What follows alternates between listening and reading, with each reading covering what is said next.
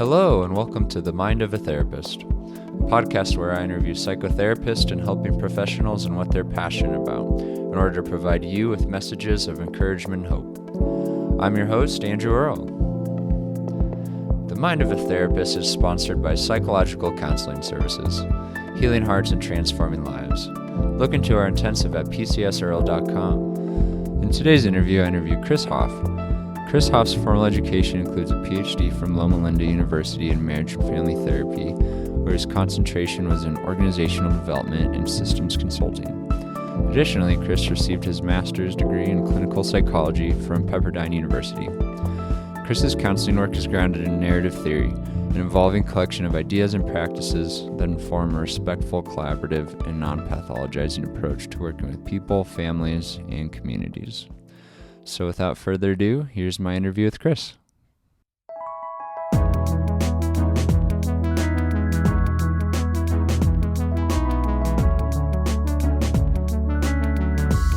right. Well, Chris, thanks for being on the podcast today. Thanks for having me. Yeah, absolutely. I wanted to start by sharing how I connected with you. So back in 2017, I think it was 2018, I started getting into podcasts. The podcasts were a new frontier for me at that point. I was kind of in this anti-technology phase, and so it was a new frontier.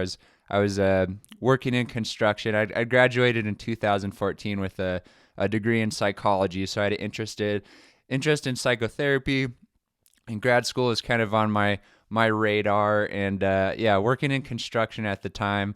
And I stumbled upon your podcast, and I was like, Radical Therapist, that's an interesting name. And then the introduction was like living in a post-Freud, post-psychology world. I was like, what is this? And one of the first episodes I listened to is episode with Harley Anderson, and it was the first introduction for me into her work, and I was really surprised that I hadn't heard about her in my undergraduate studies, and then I was really drawn to that,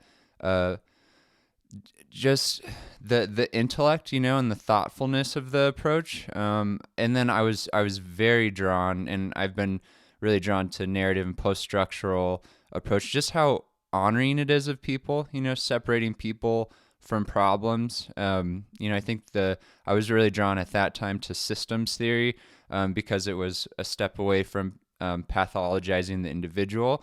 And this was just kind of like a further step away from pathology. And anyways, I wanted to share that with you because that was, listening to that episode really kind of got the ball rolling for me to move into grad school. And I'm towards the end of my studies at Regis University, studying marriage and family therapy. But yeah, that was for those of our listeners who haven't listened to The Radical Therapist, that's Chris's podcast, and I highly recommend it. You could just kind of flip through, and there's a number of episodes that'll catch your attention and really get you thinking. So, I was curious. I was looking at your website, and it said that you have a history before you got into psychotherapy. You were in sales, and I was interested. How do you go from being in the world of sales to a psychotherapist? Yeah, that's a good question, and thanks for listening to the podcast. As a podcaster, it's always nice to hear. As you know, it's nice to hear that people are listening. So thank you for that. Yeah, therapy is a second career for me, and so I had a life prior. I was in corporate sales, and I eventually started my own company. I had two business partners, and we started a company in technology staffing. We did IT and engineering staffing, and it was quite successful. By the time I left, we had about 200 employees. So wow. It was a good run. And during that time, I did the crazy thing. I went back to school while I was building this business and got an undergrad degree in psychology. And I knew I wanted to, just because of some stuff that had gone on in my life, and being a consumer of therapy, I just, I was with a therapist at one point, this older gentleman, he was probably in his 70s at the time, and he was my therapist. And I only saw him for about 6 months, a really impactful, profound effect on my life for a couple of reasons. But one of the things that happened while I was with him is I was sitting there one time and I had this kind of moment of clarity, and I was like, I want to do what he does. So yeah, but and by that time I'd had an undergrad degree in psychology, and but I had this what I call golden handcuffs. I had this successful business, and it was hard. And I went to the dean of my psychology program at one point, and I was like, I would really love to be a counselor, but I have this business. And she said, Chris, if you really want it, you'll find a way. And so some personal stuff happened. Actually, what had happened is a friend of mine died by suicide, and it kind of threw me into this really reflective space. And I kind of took stock of my life at the time, and I was like, what do I really want to do with the time that I have left on this world? And I decided, I went to my business partners and I said, hey, I'm out. So I'm going to go back to grad school and become a therapist. And, everybody was kind of shocked. It was, why would you leave a successful business and all the stuff that kind of comes with it. But it's what I wanted to do. So we worked it out. We're all still friends today. I exited the business and I went back to grad school, and here I am. Wow. Thanks for sharing, Chris. And you're saying when you were doing your personal therapy, at one point you were thinking, I want to do what this guy does. And what was it that prompted that thinking?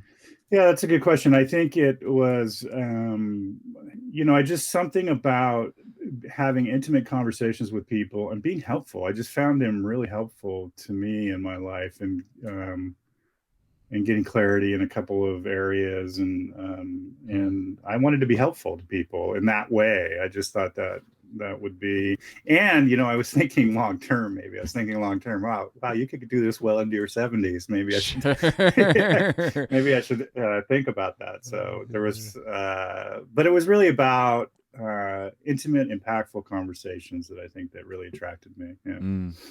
Yeah. And I mean, speaking of doing this work into your 70s, my grandpa's actually a marriage and family therapist, and he's in his 80s right now, and he's still practicing. That's awesome. That's awesome.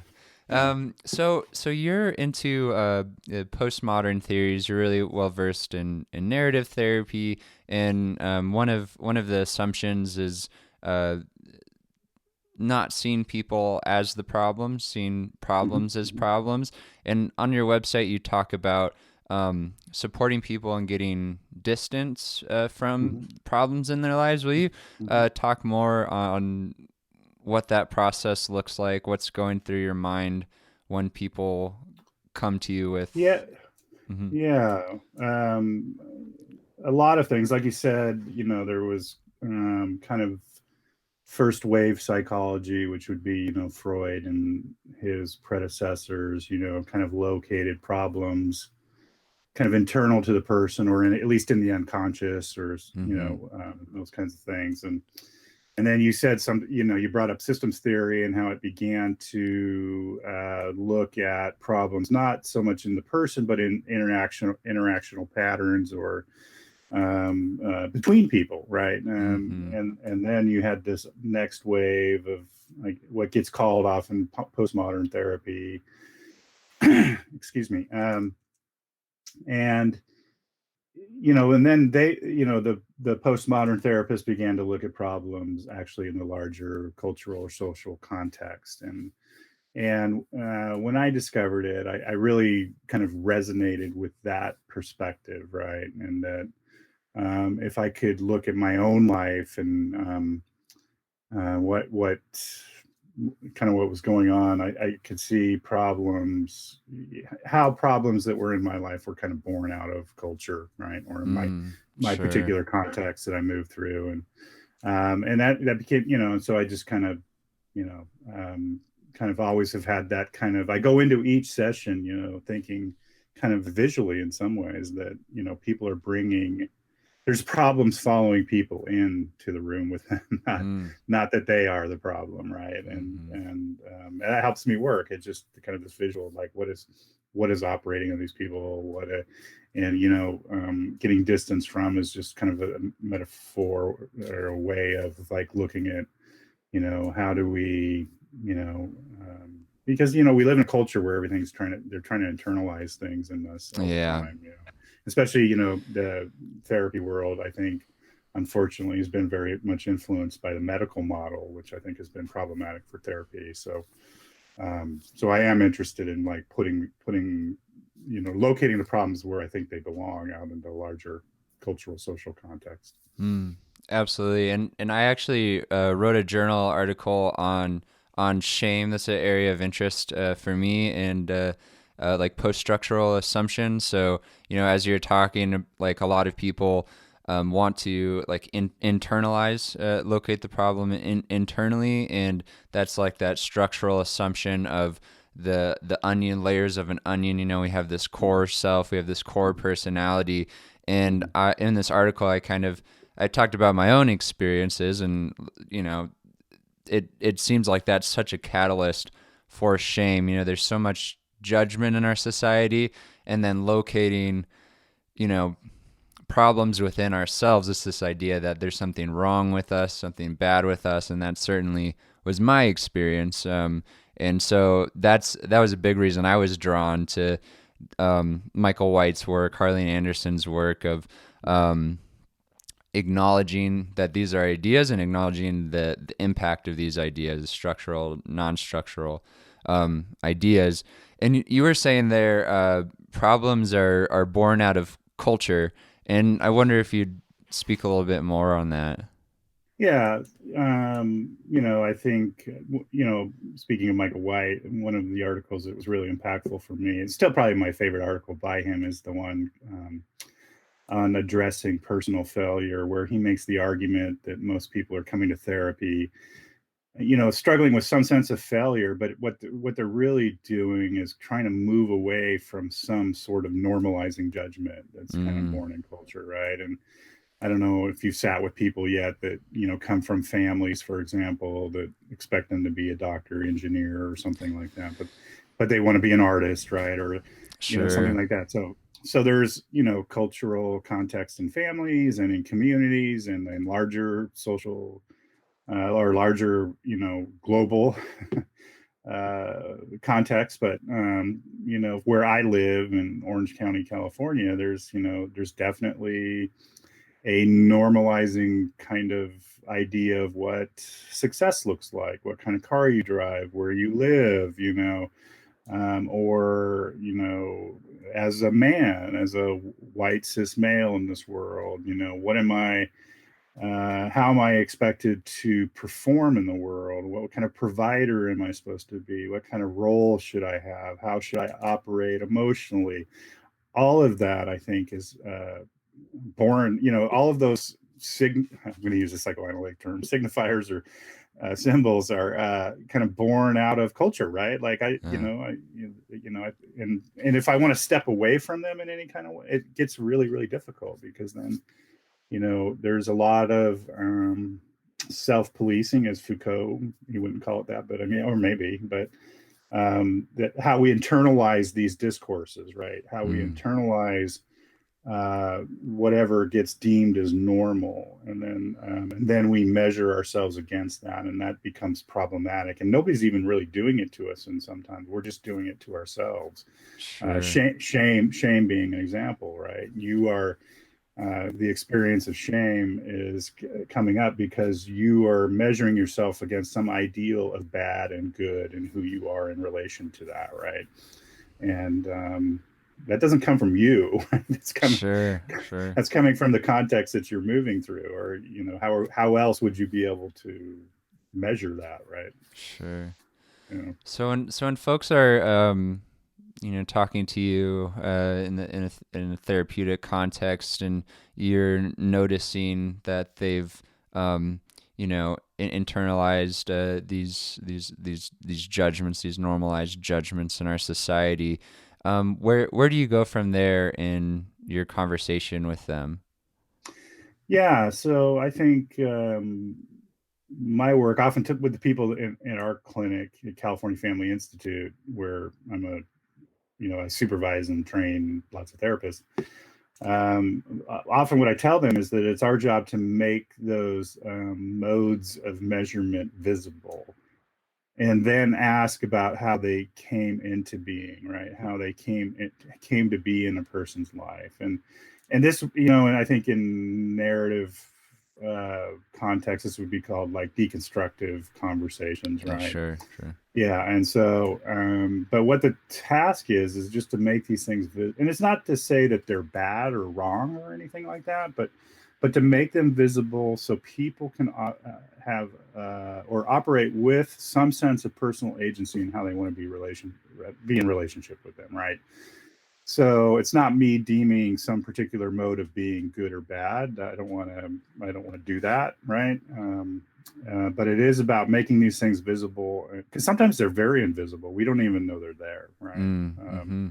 And our job is to make them visible, ask about how they came to be in a person's life, how they get supported in a person's life, how they continue to be supported in a person's life, and then maybe move to this kind of more agentive conversations about how people want to be in relationship with them and how they don't want to be in relationship with them. Sure. And that's a process. Yeah, absolutely. And yeah, I love what you're saying there about it's not the therapist's role to evaluate whether these dominant stories in someone's life are good or bad for them.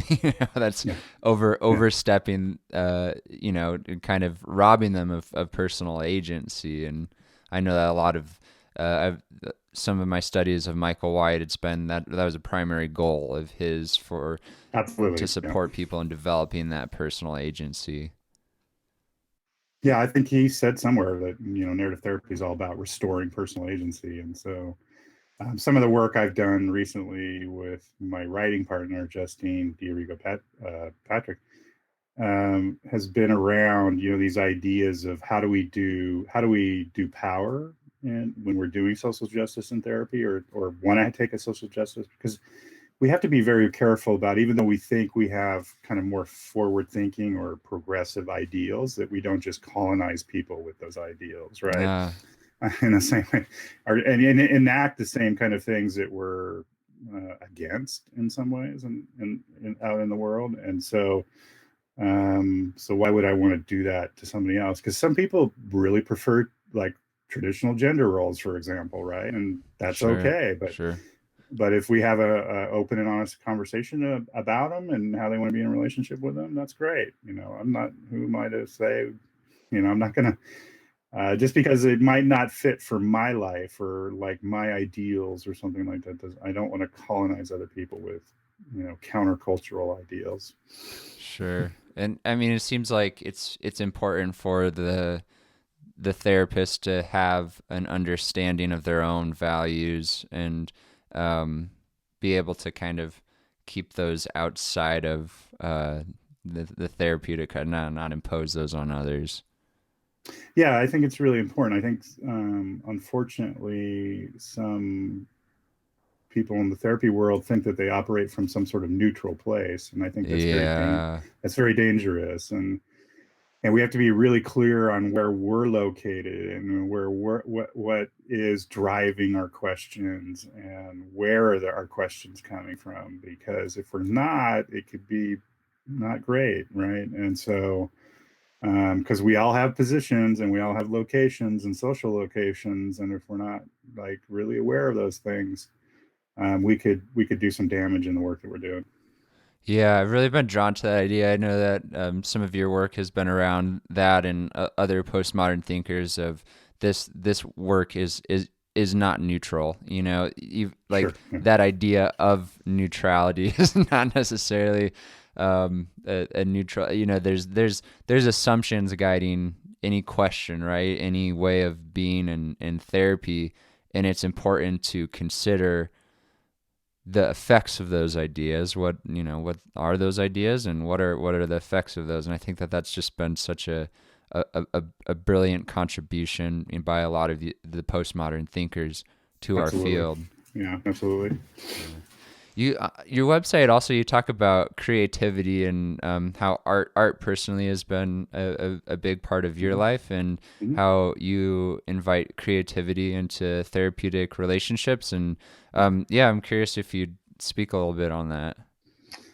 Yeah, it's I don't get to talk about that a lot. I think how art has played a role in my life. Yeah, I also have a past where I ran a alternative art space or an exhibition space where we had regular art shows, and this was before I became a therapist. So I have a ton of art friends that are artists, and just have art is always, when I need inspiration or I need a moment, or, I'm out of sorts or something like that, there's nothing that's better for me than going to a museum or a gallery or something like that. Mm, So that's where I found my thing. And so one of the areas that, just because of the people that are in my, you know, circle of influence in some ways, I get a lot of creative people in my practice, and or people, and in two ways. I get artists, or entrepreneurs, people that want to start companies, do innovative things, that kind of thing. And so I'm always interested in that process and the creative mm, process, and what gets in the way of the creative process, probably more importantly, right? And some of the ideas, and problems in culture and et cetera, that come up for people that are artists or entrepreneurs or people that want to do creative things in the world. And so I find that very exciting work, and I find it very, just energizing for me, mm. um, to do that sort of work. So yeah, creativity and how it happens and what gets in the way of it has always been an interest of mine, for sure. Yeah, and what do you find are some things that get in the way of creativity for people? Oh, sure. Yeah. I mean, it's the standards, fear and self doubt and, all those, and fear of failure, feel, what will people think, all of the stuff, the normalizing judgment stuff, Yeah, sure, sure. that's, that sits out there. So a lot of it's that stuff, that kind of stuff. So helping people, live lives that they would, prefer, but these kinds of things, the self doubt and the and fear, and however that's constructed in their lives, showing up and helping them to kind of see past that. Mm-hmm.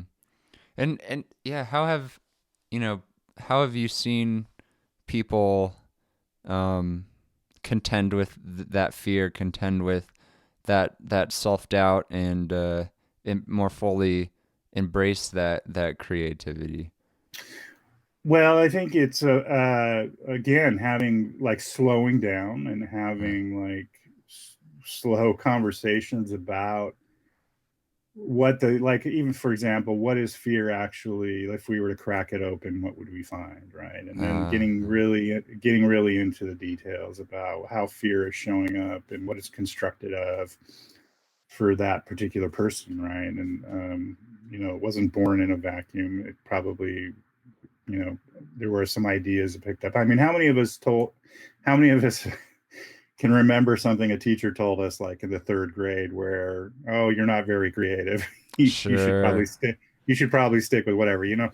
So if you slow down and you spend a little time, probably somewhere along the line there, some idea got picked up somewhere, and that it still has influence in people's lives. And then we can have a conversation if it should still have that kind of influence in somebody's life. And also, I like what Elizabeth Gilbert says, in Big Magic, where she talks about creativity is like driving a car, and you're going to have all these passengers, like self doubt and fear and all that kind of stuff. And how do you remain in the driver's seat but keep them in the back seat? I Hmm. like that I kind of like that visual about that. Fear is always part and parcel of like creative endeavors, and self-doubt is going to be part and parcel of creative endeavors. But how do you not let it have the power to actually stop these endeavors, right? And also, how do you lean into them a little bit, right? And that's kind of how do you step into liminal space, and where there's a ton of uncertainty and all that kind of, because that's where the magic happens, right? Mm. So how do we walk with people as they move through these spaces, right? These threshold spaces. I think it's kind of exciting work. Yeah, absolutely. Yeah, I love that image there of the car. That's I've yeah, I've heard of that image before, and it's resonated with me, and I'm glad that you mentioned it because yeah, it's like those problems of self-doubt, of fear, they're not just going, can't just will them right. They're there, and so Right. if we just push them away, they're still going to be there.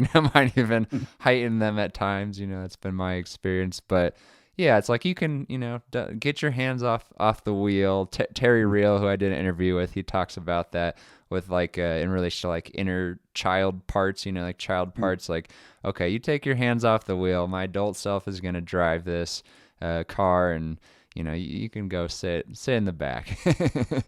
uh-huh. And you were saying that that art, that going to museums has been a I forget the language you use, but like when you've kind of been maybe distressed or a bit, you go to museums. What has that been for you? What has it been like? Like what's that experience like when you're in a museum?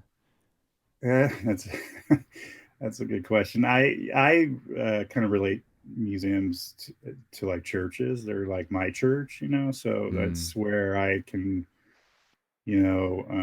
just give me some white walls with some art on them or that kind of thing, and some space for me just to kind of move through and look at people's work, and especially contemporary art where it's kind of trying to mm, speak to the world that we live in today.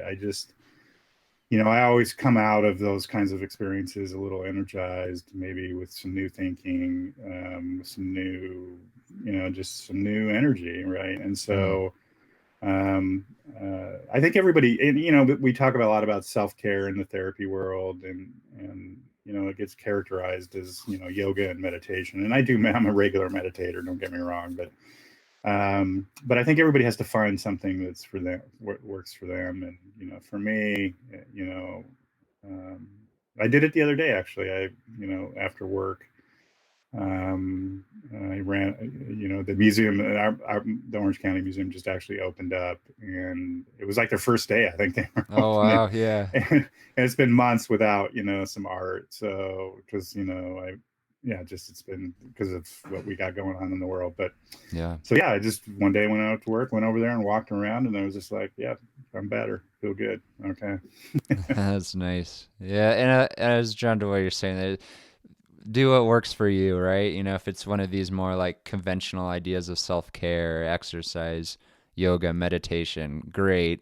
And there's a lot of other forms of self-care that aren't conventionally thought of as self-care that are very Right, much right, so self-care for people.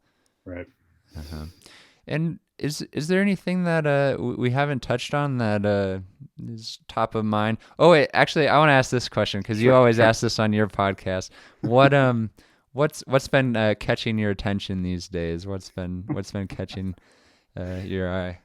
Yeah, I do always ask that because I'm always interested in what books or ideas or whatever's catching people's ideas. So, normally I would want to give you something deep and philosophical or something like that. But I'm going to give you something really cheesy and surfacey. So, because I just started watching Netflix, and sorry, everybody, I'm going to embarrass myself, but I just started watching Emily in Paris on Netflix, and it's got a kind of a Devil Wears Prada feel to it, and so.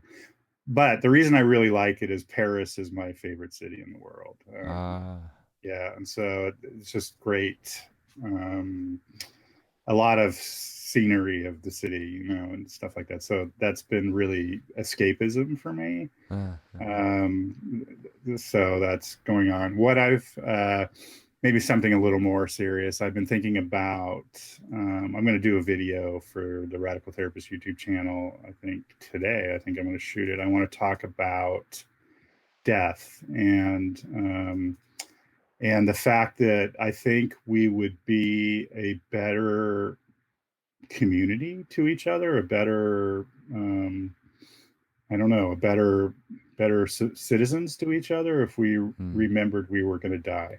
And so I want to make that point. And I think here at least in the United States, the global North, we treat death, I think, often as some sort of failure. And we also have this amazing ability to not think we are going to die. And so I think if we can remember or kind of, and I'm really inspired by like the Tibetans who have a death meditation where, they're kind of making this proposition that, we all are going to die. We don't know when it's going to happen. And people who are outside of Buddhist circles maybe think that that's kind of nihilist in some ways, but I think it's really about appreciating our lives as they are in the moment because they are so precious. And then if we remember that the people we are in relationship with are going to die too, then maybe we would be able to operate with a little bit more understanding, compassion, that kind of thing. So that's my heavier thing I'm thinking about. I gave you something a little light and then something a little heavy. So Emily in Paris to focusing more on death. Yeah, and I kind of like fashion too. So Emily in Paris has a lot of fashion too. So it's total escapism. So if you like that kind of thing, I highly recommend it. Nice. Yeah. And that topic of death, that's been an area of interest for me too. I don't know if you're familiar with Stephen Jenkinson's work. I'm not actually. Yeah, you might find him really interesting. He's got a book called Die Wise. He worked as a social worker for a number of decades, I think, in palliative care, and so he has a lot of experience and wisdom in death, and he's got a lot of good YouTube videos. Scott Miller recently interviewed him, and yeah, he talks about how we're in such a death phobic society, and how if you look at most indigenous cultures, death is very central. Burial is very central, and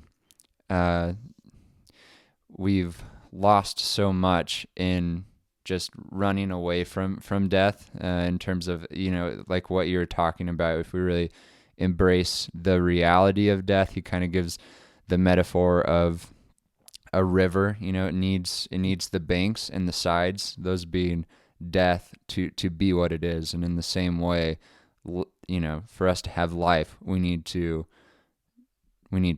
like brush up against those edges in order for life to life is dependent on death, and the more fully we embrace that, it's the book's called Die Wise. It's a weird topic. That's that, and yeah, that's one of those books that I'm gonna have to go back to and read a few more times because he's a very thick thinker. But yeah, that's really interesting. Yeah. So we're coming to the end of our time here. The question I like to ask at the end is, what's a message of hope you'd like to leave the listener with? What is a message of hope?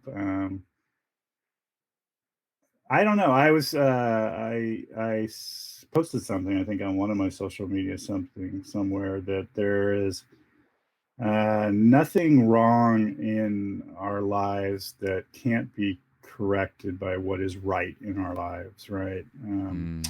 And so and I think that fits like how I practice, that oftentimes problems subjugate our skills, wisdom, knowledge, and those kinds of things. And as a therapist, those are the things I want to mine and bring back. And especially in our day, what's going on right now in our world, it's really easy to lose sight of the fact that that you have all the skills, knowledge, and wisdom to move through this, and you'll be okay. Yeah, that's good. Mining, bringing back those skills, knowledges, and wisdoms. Yeah, that's good.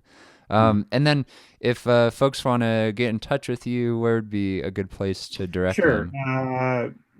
Dr. Chris Hoff on Instagram, the Radical Therapist on Instagram. I have a website, drchrishoff.com. There's a Radical Therapist website, but for sure, go check out the Radical Therapist podcast on all the places you can listen to the podcast. And then there's the Radical Therapist YouTube channel where I do little educational videos that you might find helpful. And go check them out there. Perfect. Well, thanks so much, Chris. I appreciate you taking the time. Thank you. Appreciate it.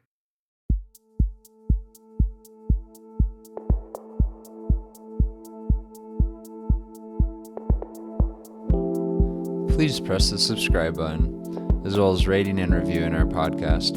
This helps others connect with what you've been hearing. If you have any questions, please contact us at themindofatherapist@gmail.com. These questions will be kept anonymous. I want to thank Eric Price for the wonderful music you hear in this podcast. Additionally, this podcast was created to provide accurate and authoritative information on the subject matter. Although we are interviewing licensed therapists, they are not your therapists.